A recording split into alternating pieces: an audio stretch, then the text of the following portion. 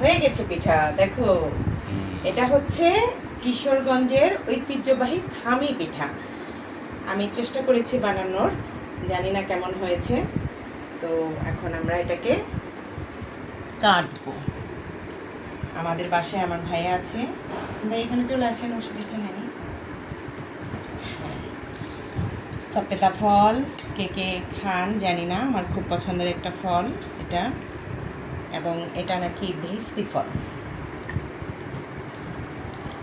কেউ যদি না খেয়ে থাকেন কিনে খাবেন। বিসমিল্লাহির রহমানির রহিম শুরু করলাম আমি। হ্যাঁ,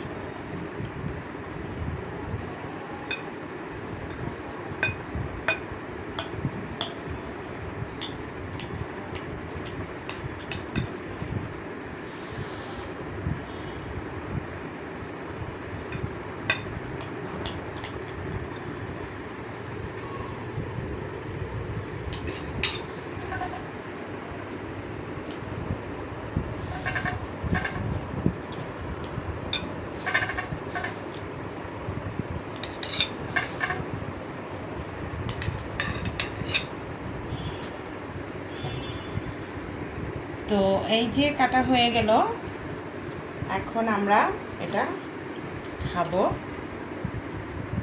একটু দেখাচ্ছি এটাকে কাটার পরে, দেখেন কত সুন্দর হয়েছে, একদম মানে অনেক সুন্দর হয়েছে, সফট হয়েছে, কালারটাও সুন্দর হয়েছে। হ্যাঁ অনেক সুন্দর কালার, এবং খেতেও অনেক মজা। তো আমি আগে একটু টেস্ট করে দেখি কেমন হয়েছে। বিসমিল্লাহির রহমানির রহিম।